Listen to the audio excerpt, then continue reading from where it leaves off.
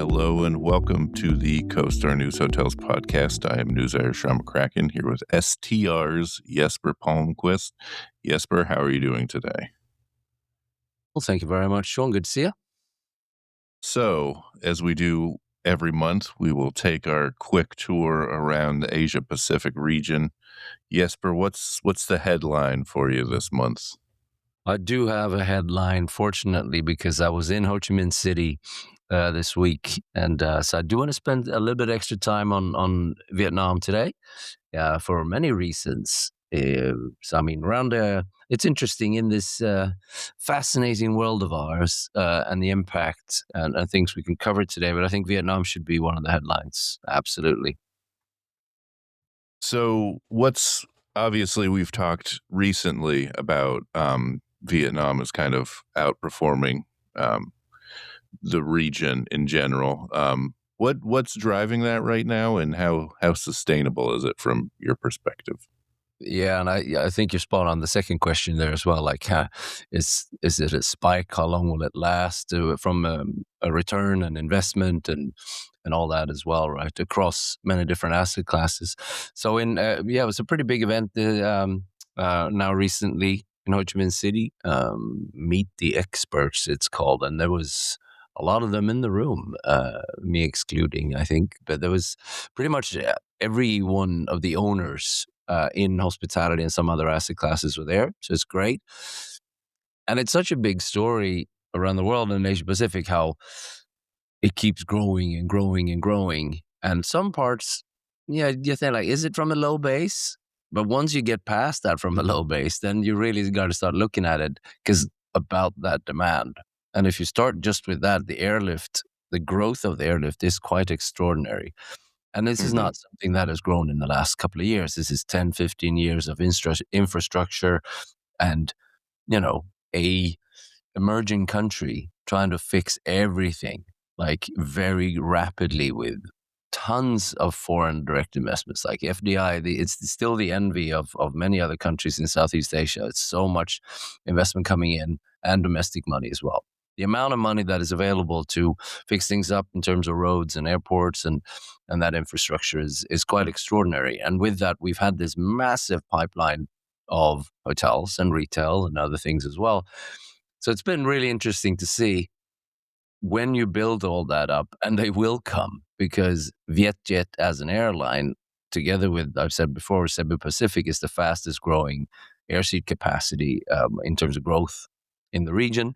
They're adding so many direct lines, not just within ASEAN, but long haul and obviously from China and everywhere, just mixing up the source markets. And that's such an important point to get that done. So it's a great country. And I think most people who visit it say like, yes, we will become a repeat customer, which is obviously the success of Thailand and Bali for many years. So you got to start at that. And the demand just keeps growing every year. Now, that will come with breaking points, like, yes, immigration at airport, queues and things like that. And is the road good enough? But I think the biggest and best example is this island called Phu Quoc. So if you haven't been there, like, it's an island that really, well, technically, historically belonged to Cambodia, and then 30, 40 years ago, whatever. It's part of Vietnam, and it sits right down the coast. And they started developing that quite rapidly. Only a few years ago, the roads weren't that good, and you had a few luxury hotels coming. It has completely changed. And the main thing is, can you compete with the big boys? Can you compete with Phuket? And which is funny, because if you're a lot of Europeans who come in, they can't pronounce these Asian names, so they say Phuket for Phuket, right? So now that's the better way to mispronounce it. There's worse ways. You right? see, I'm just trying to keep it civil here. But so Phuket, and now you have Phu Quoc, so it's the same island. It's not. So Phu Quoc is an island that now has better airlift, better roads, and a lot of hotels. And January and February, peak season in many parts of Southeast Asia, Phu Quoc had higher occupancy than Phuket. And that's quite an extraordinary kind of breaking point on a story in itself. Obviously, you need to sustain that. You need to look at the seasonality and the sustainability as well, how you build that up. But it has been quite extraordinary. Seasonality is a good point. We talked about Thailand, right? When they come into low season and shoulder, it's been a bit tough for them. That's where you lose, and that's really where the growth opportunity is. Phuoc has a little bit less of that. I mean, the climate zones of Vietnam are at least three on not a large country, so it has a little bit less of that volatility, I think, generally. But Mm-hmm. yeah, so it's really so from a demand perspective, really good, and I think the percentage of new hotels that will open this year over what exists, so the impact of new is over 11%. And a lot of markets would freak out about that. But because you have that demand, I'd say for the next in a few years, that looks okay up towards the end of the decade right now, because there's built-in corrections in the system of maturity of that investment. Not without pain points throughout the way, but I have to say right now it looks pretty good. And just to kind of reinforce that, S&P ratings just came out and reaffirmed that their belief that Vietnam will remain the second highest growing market in the region because of all that infrastructure spending. And I think most people who listen to our monthly check-ins can guess what the number one is in Asia Pacific. Speaking of which, you're headed to India soon. I am, yeah. I will be in India straight after this for HICSA, the event there in Mumbai. And India is another market that is just absolutely, when I explain to others, like, hey, on that growth number that we're seeing in the last 3 to 6 or 9 months, is that just growth over something? No, it's growth over growth, Mm-hmm. because they've Mm-hmm. had these 3 years now. And just January and February are just absolutely both a little bit of occupancy, but it's mostly ADR. And that is still the same story. It's regional hotels and more brands coming in. And of course, spread out on all these, more mid-scale, upper mid-scale. So widening a country the same way that's happened to Vietnam and Indonesia. It's that, catching up in terms of what a modern, if you will, hotel market looks like. And I think on Vietnam, you still have a lot of markets that are below the line that are starting to come. There's a place called Ho Tram. It's about 3 hours from Ho Chi Minh around the coast. And people are talking at this event as well on how there's a chance to get it completely right and not Mm-hmm. do the mistakes maybe from Da Nang or Nha Trang. But Ho Tram it's about coming. So already thinking about how do we get that right? That it becomes a tourism destination that lasts well for half a century at least, etc. Right? So I think it's really interesting to see. It's that quarterly challenge that you have a little bit now because of political tension in the world. It shouldn't impact too much in that market as well. That obviously helps them. Mm-hmm. So, I mean, speaking of that political tension, it's hard to talk about, a large global region without kind of factoring in what kind of a geopolitical reshuffling moment like war in Iran has turned out to be. What kind of effects, impacts are you guys seeing? Where what might this be, the ripple effects be a little more noticeable?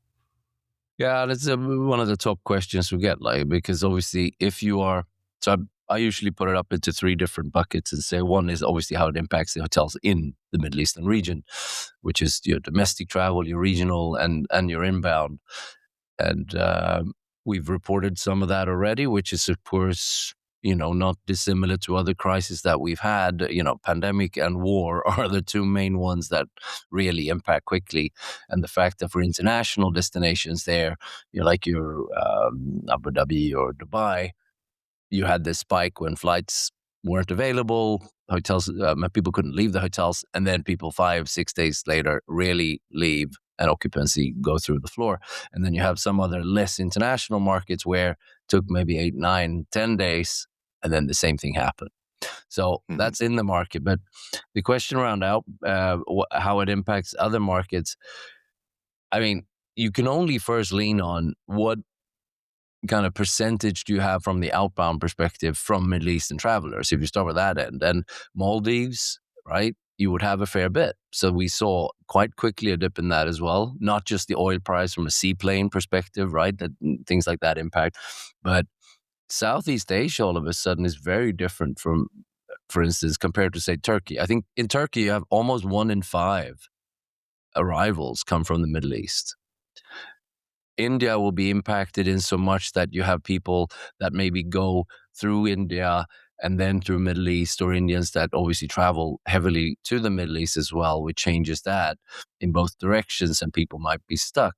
But Thailand, Malaysia, Vietnam, you're talking very low single digits on the dependency of Middle Eastern travelers. So we don't see, and a market like Maldives already in the last 7-10 days has started to pick back up again because it's not super heavy on that.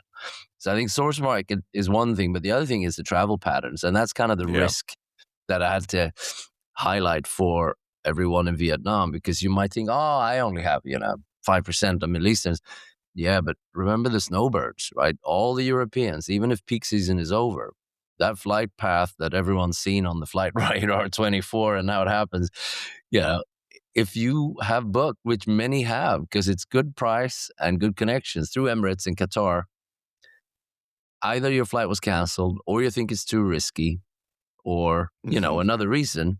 So I think we're seeing some of that volatility in the second quarter for sure on the booking pace. Some of these markets a little bit tighter, but long term, we're not seeing it. I mean, as with any big crisis, if it's short, the shorter the better, right? Mm-hmm. That is the interesting part of this, though, that you bring up, that just geographically, like this is such a spot that links literally one half of the world to the other half. And obviously with everything going on in Russia and everything, airspace is kind of at a premium. So, you wonder how much more wiggle room airlines really have to kind of figure out. And with that, airfares going up already. It's a good point, because airlines usually are pretty good. I would say maybe car rental firms is maybe the best ones. Just move your asset quite quickly around, right? Can't do that with a hotel. Well, you could do with a cruise ship or something like that, or a container or those things. But airlines are pretty good at reacting. And we know that the airline leasing companies are doing good business the last few years coming out of COVID, right? But they were pretty quick. Look at Qantas, right? Or any Australian airline connecting through normally Middle East, pivoting, rerouting 380s to go through Singapore and Hong Kong and other markets to get to Europe. And I still think it's funny, right? Because the two countries that continuously flew over Russian airspace is, of course, China and Russia. And Chinese airlines will start then to see an uplift of Asians going from here, say from Singapore or anywhere here. You fly up to Shanghai, Beijing, Hong Kong, and then connect over Russian airspace. Quick, safe, and all that, and affordable, right? But there's a limit, I suppose, from a mindset perspective, how quickly that grows. But we're seeing more connections through Hong Kong for sure, which helps as well.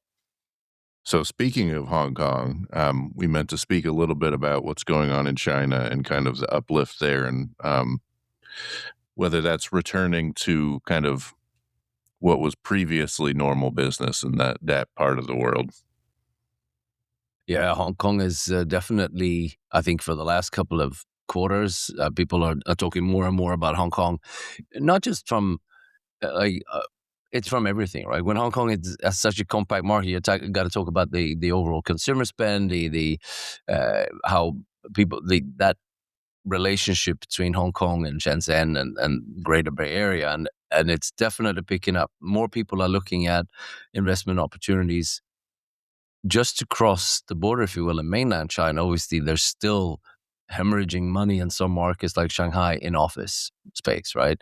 And residential. But in Hong Kong, we're seeing a lift and early good signs in and across retail and office, and hotels are doing well too. We're starting to see every month starting to reach those. We're not 2018 levels or anything historic highs, but it's moving very quickly in the right direction. And I suppose the other signal, everyone's talking about how they would like, oh yeah, I'm interested in looking at hotels from an acquisition standpoint in Hong Kong.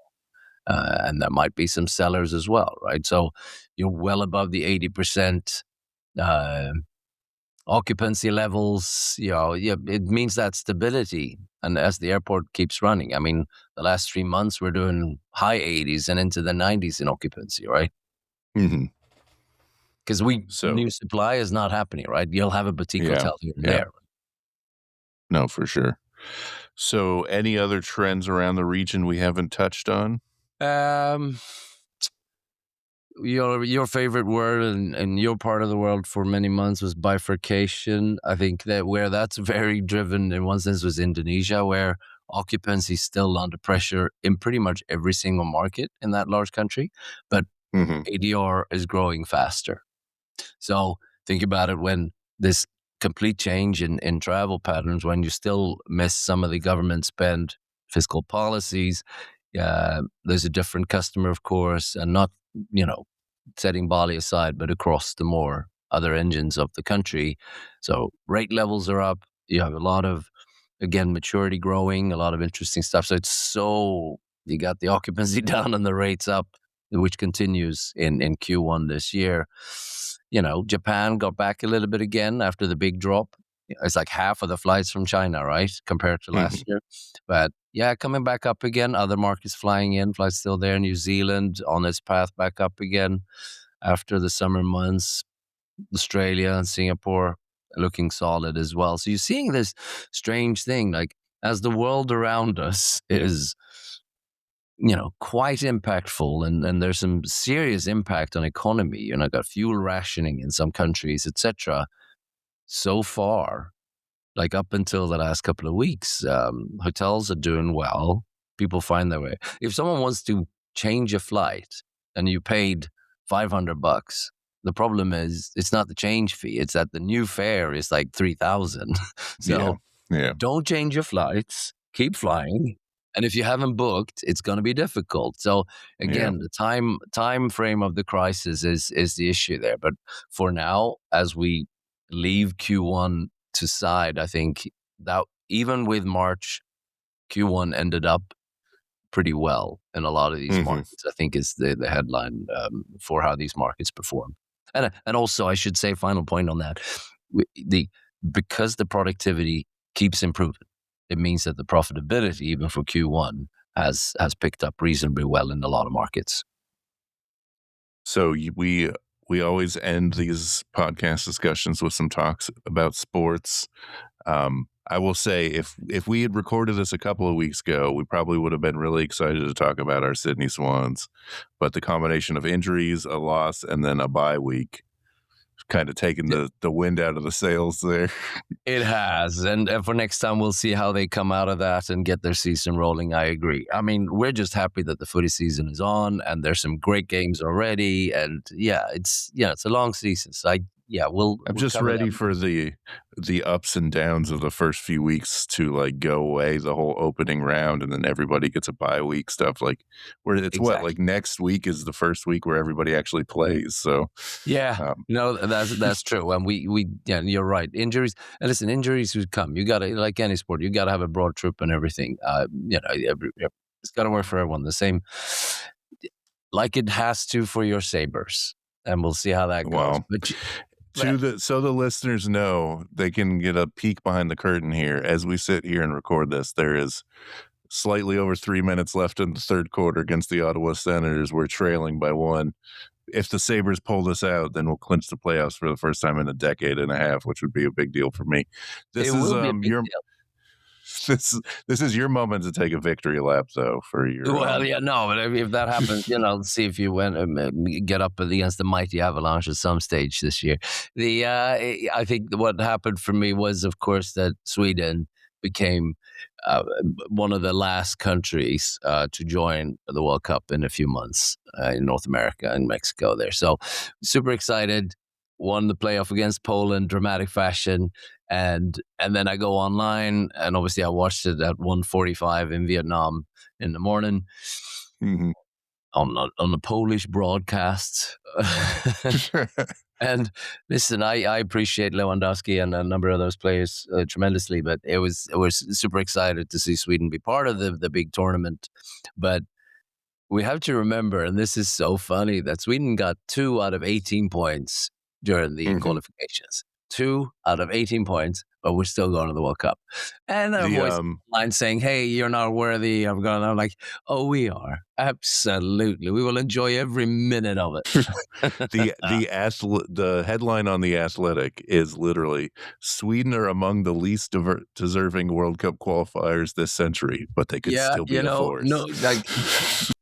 disrespect, I think, because we now have we got Graham Potter in place and he's doing better work, and injuries, Gyökeres, once we get Isak and everyone back for the summer, dark horse warning, but I'd rather underplay it. Sure. Well, yeah, I mean, you guys went into the Olympic hockey tournament as one of the favorites, and how did that turn out? So go in as a dark horse now. My God, reminded me of not to rub salt in the wound. No, but it's true. But listen, we're gonna play Tunisia, and once we get close to that, we'll talk more about Tunisia, Japan, and Netherlands, and it's a pretty tough group. Anyone can beat it. Not easy. No, but listen, while that runs, my last point on sports, I wait for 4 months. I'm excited about the new baseball season, rocky start, and 0-3 against the squishing Marlins. So long season ahead, 140, 60 games of nothingness approaching, but I love it. It's okay. My self-imposed exile as a former White Sox fan continues. So I have only negative feelings for the baseball season, if only because it makes my commute for on days where there are day games that much more difficult. That's right. Working right next to the Cleveland Guardians Stadium. That's true. But at least you can lean on the fact that, listen, first quarter in Asia Pacific in hospitality was pretty good. It was pretty good. That's what I fall asleep thinking about every night. You see, you're that kind of person. I love it. It's amazing, Sean. All right. Well, thanks a lot, Jesper. Thank you, Sean.